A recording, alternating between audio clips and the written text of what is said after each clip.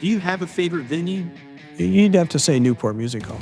Everybody played this building, whether it's Frampton or U2 or the Grateful Dead, Pink Floyd, Queen, Pearl Jam, Ramones. I learned through Bill Graham. Every market has a club that controls the market because you're growing all the artists through there. So I got a hold of Hank Lacani and said, I want to take over the old Agora. It was the Agora at that time. It had just shut down. I called Joe Brooks. I'm taking over the old Agora. He quit ASCAP, drove back from New York City, and the two of us sat at that round table. That was our desk. That was all we had. We had no lights in the whole building. Dave Lucas, he wanted to get into Columbus more. He booked Neil Young. I called him up and I said, hey, I need somebody strong for my grand opening. It was huge. And we ate through that whole $180,000 before I opened. So I was out of money and we opened for Neil Young. I remember taking the bar money that night and sticking it in my closet going, I got to hold on to this because I don't know if I'm going to be able to, be alive by the end of next week. So when we pulled up today to load in, I don't know what happened, but I just saw the back doors. I'm thinking, gosh, I wonder if the side doors are the same side doors. And I'm thinking, tears came to my eyes. Yeah. Because there's such a romance. The bands that I've seen in these walls that changed my life, being in this space again, was moving. When you step back in here, you ever look back at this and say, wow. Everybody played this building. Everybody.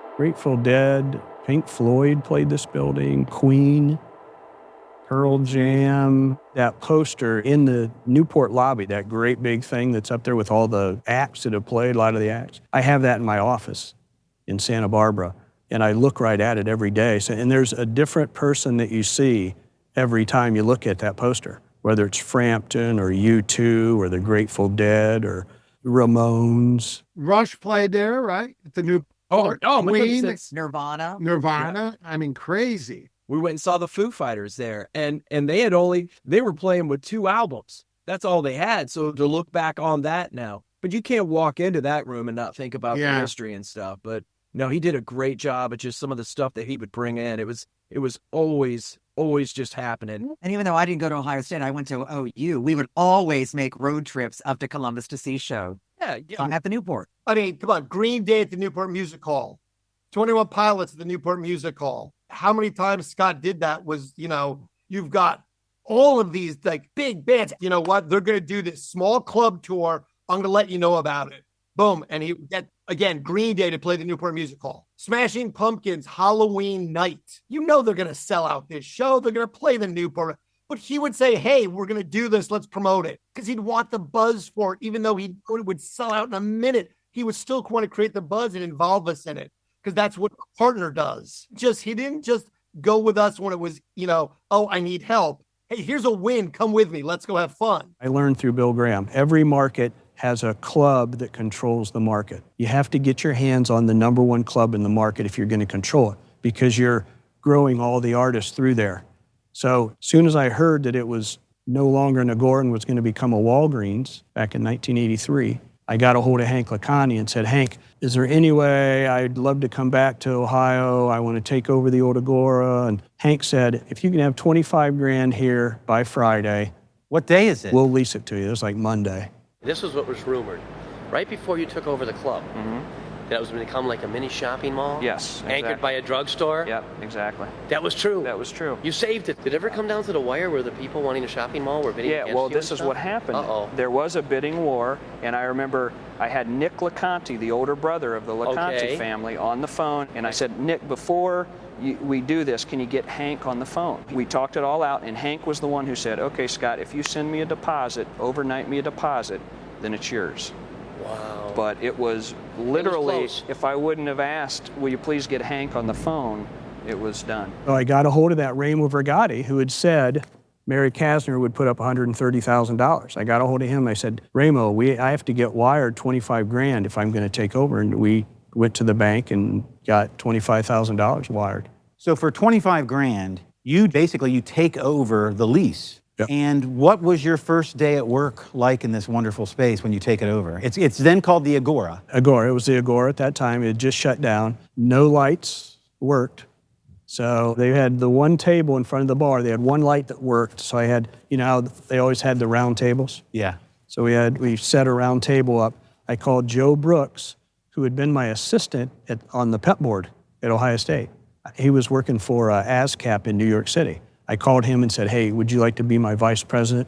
I'm taking over the old Agora. So he quit ASCAP, drove back from New York City, and the two of us sat at that round table. That was our desk, and we looked at, you know, bathroom, urinals, you know, to order, and right at that little table. That was all we had. We had no lights in the whole building. And we ate through that whole $180,000 before I opened. I had spent it all before Neil Young played that first September 10th, 1984. You spent it all refurbing? Refurbing and, you know, paying people to help. And so I was out of money when we opened for Neil Young. I remember taking the bar money that night because we count all the money up at the top there. I remember taking all the money home and sticking it in my closet going, I got to hold on to this because I don't know if I'm going to be able to, you know, be alive by the end of next week. So, yeah, we were out of that 180. So Neil Young was your first artist on the stage you're sitting on. Dave Lucas, because I was chatting with him about this market. He wanted to get into Columbus more, and Jules controlled Ohio. So in order to smooth me, he booked Neil Young. I called him up and I said, hey, I need somebody strong for my grand opening. It was huge. Walking into the Newport as the Newport for the first time for Neil Young. Was it the same building? Yeah. Was it still some same problems that Scott worked on constantly? Yes. But the bottom line is the place was different immediately, even though it was the same building. And people saw that. People felt that. The feeling, I'm getting pretty emotional here, the feeling that you had was just phenomenal. Sure, there was music all over High Street, but the Newport became the hub, whether it was at the other end of Southburg, Crazy Mamas, Bernie's, the distillery at 16th and High, way down to the other side, Stash of the Little Brothers. But you know what? The Mecca, baby, the Rome of the music business was the Newport Music Hall under Scott Stienecker. So at that time, when Neil Young played here, you own the lease of the building, you are at zero. Yep. That's your first show. At that time, is it under the moniker of the Agora, or No, is it Newport. So tell us the story of the name Newport. We didn't want the Agora anymore because the reputation had gotten so hardcore and bad. So Joe Brooks and I went over to the Union at Ohio State, sat down and tried to figure a name. Well, we're doing a Newport for rock and roll in Ohio. And then it was just Newport. And then now the Newport Music Hall and Rock Club. And then I designed the logo for Santa Barbara.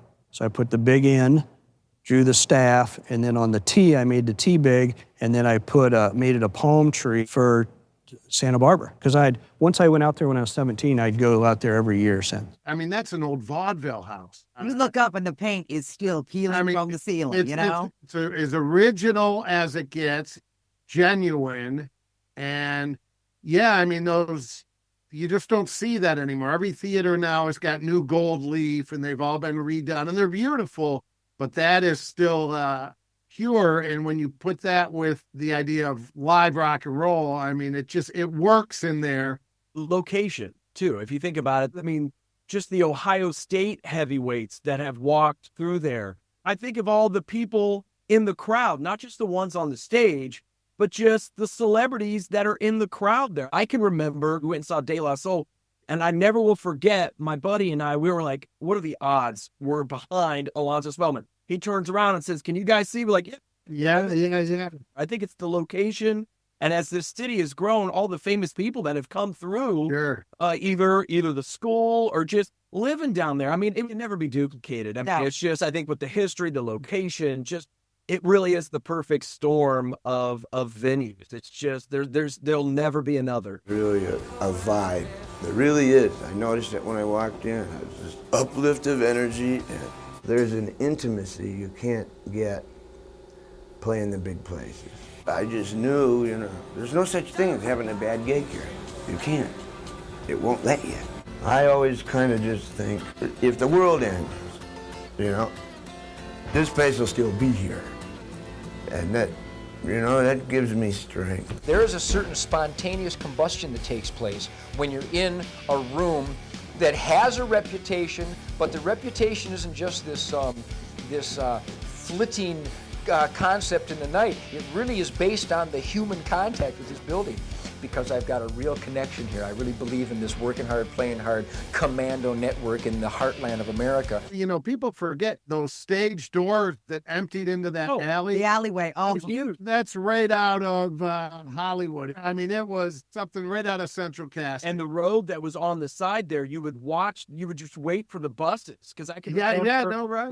We would go and wait for the artists to come out of their buses. That was always the treat of driving down High Street, walking down High Street, is the marquee at the Newport, because these bands, it's like huge. You'd look up and it was Hacksaw Johnny and the Dirty Bottle. There was always that obscure. He was big on booking. He wasn't afraid. Everybody got a shot. And that's how Melissa Etheridge ended up. I mean, she wasn't a name when she was playing there. You heard the story, of course. Her guitar goes out. And the power went out. The power went out, and she remained on stage singing a cappella. Melissa Etheridge. I heard her when I was in California. I looked up through the label. I found out who her agent was, and it was Chip Hooper, who was also Aerosmith at the time. So I called Chip. I said, Chip, if this girl ever tours, I want to bring her to Columbus, Ohio. So he calls me down the road and says, hey, that Melissa Etheridge girl's coming through. You want to make me an offer? So I offered her. She came to the Newport Music Hall, her first time in the market. She got up to play. She was doing her set, and we lost power. There was a huge storm. We lost power. So she pulled out an acoustic guitar and did Mercedes-Benz by Janis Joplin. Sang it acoustically while the power was off. It was a crazy night. I think it was a sold out night. It was my very, very first tour. And it was being broadcast live. The radio station was broadcasting. The radio stations used to do this back then. They would broadcast a whole concert. And this was live. And I was very excited. But then I thought, wow, not only is it the audience in front of me, but it's whoever's listening on the radio. And so I'm a little nervous with that. And we're all on stage and we're playing. About halfway through the show, boom, the electricity goes out, but it goes out kind of halfway. So everything went off on the stage except for my microphone. Nothing works. I'm looking around, but I can still talk to people, which I think this is weird.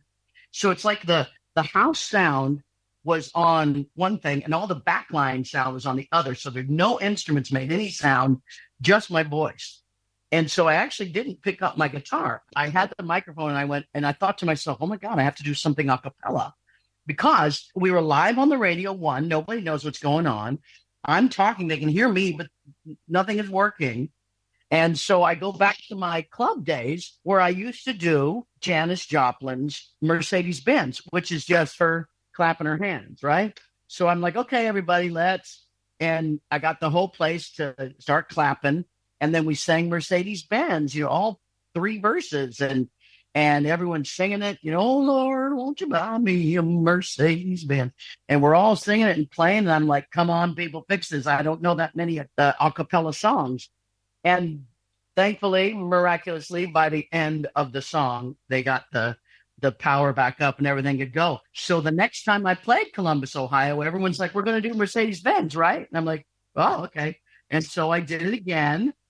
And now for the last 35 years, every single time I play Columbus, Ohio, I just did it again just a couple weeks ago. I stopped the band, everybody. I'm like, okay, let's sing Mercedes-Benz. And everybody gets up and sings Mercedes-Benz by Joplin. It's kind of it's a thing now with Columbus. I don't do it anywhere else except Columbus, Ohio. Every time I've brought Melissa Etheridge back to Columbus, Ohio, probably 10 times, she always stops the show and asks, was anybody at the Newport Music Hall show the night I played this song? and she plays Mercedes-Benz by Janis Joplin. To own the stage at the Newport was to just, essentially, be a huge part of the nightlife and the culture of Ohio State and that community. And it was a wild way to go to college. I'll be honest with you. Our first time on the stage was our sophomore year. Scott was a huge part of that and took a chance on us. And actually, funny enough, they didn't take a chance on us at first. We walked in there, we're like, we want to play the Newport. And they're like, that's awesome. Good. We'll see you guys later. It's just like, sure you do. Everybody wants to play the Newport. Nice job. The line's over there. You can get in the back of it.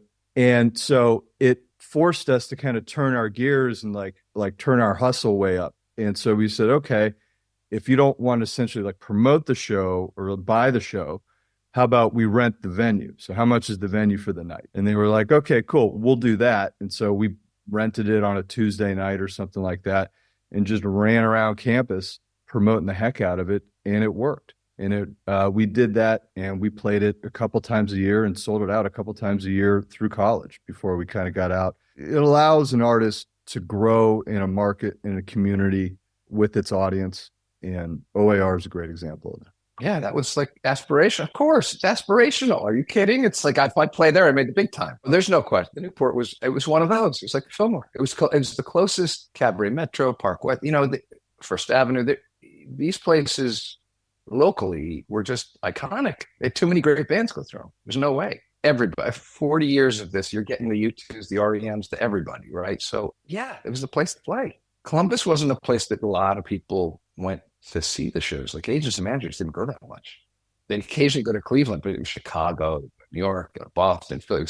Columbus, like in the middle of the country, people didn't go that much, right? I think it's one of two things. It's one of what bands do you want to work with, and how are you going to do that if you're that conscious, because sectors of the market. The other piece is if you're looking around you and you have a nationwide arena and Vets and Kappa and the Schottenstein Center, and you're like, where am I going? Oh, I'm going here, right? I'm going to go 2,000 under and own it. Watching bands in rooms the size of the Newport was just amazing, because you felt like you were on stage with the band, like you're there. Nothing in my mind replaces the three-dimensional experience of rock and roll, live music, that sticky, sweaty, spilt beer on the floor feeling, because you're a fan of watching that artist connect with an audience, watching karaoke with 1,100 people in the crowd singing the hit single. That is so powerful and so sweeping. No experience will ever replace that. I actually wish there were more Scott Stieneckers in the business, guys that would recognize the limitations and keep things small. I love smaller rooms. He's kept it small purposefully. I love the concept.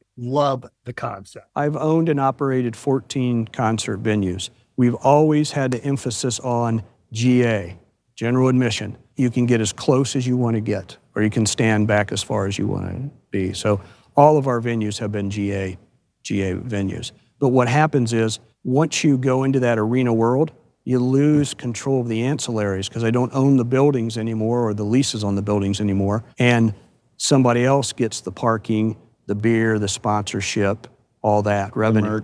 The merch. So it's very risky for me to go into arenas, where when I go into my own 14 venues, it's not so risky because I have all the ancillaries. Well, I had to try and convince Jules. Belkin Productions, when they controlled Ohio, they would go into Vets Memorial, they'd go into the Ohio Center. They didn't own their spaces or lease their own spaces. They'd go into Gund Arena and all these places in Ohio, and they never owned. And I always said, Jules, you need to capture all the ancillaries. And they weren't into it, but they did finally take over the Odeon in the flats at one point.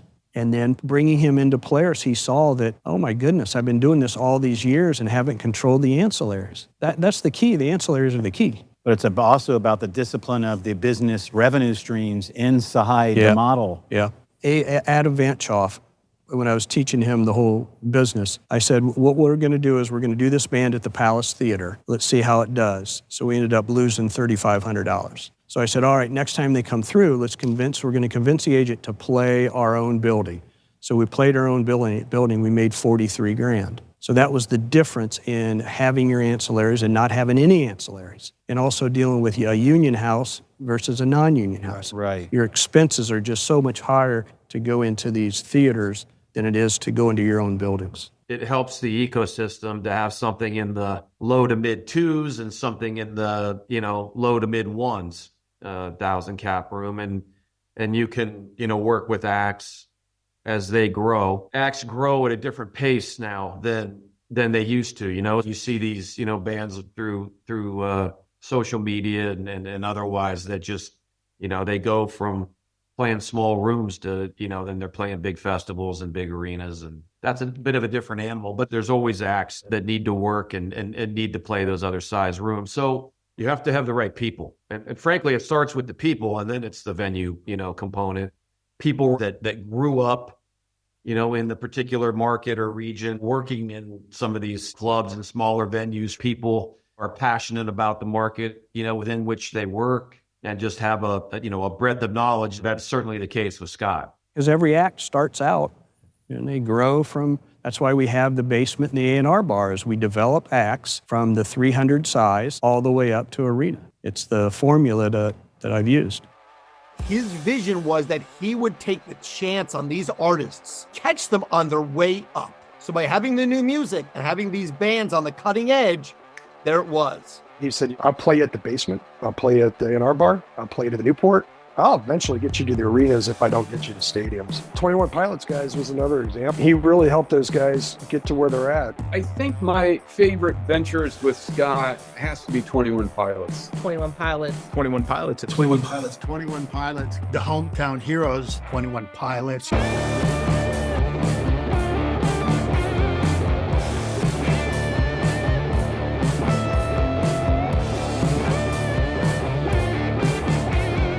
Showmaker, the never-told stories of rock and roll, is brought to you by Art Makes Columbus, Anheuser-Busch, and Mikey's Late Night Slice.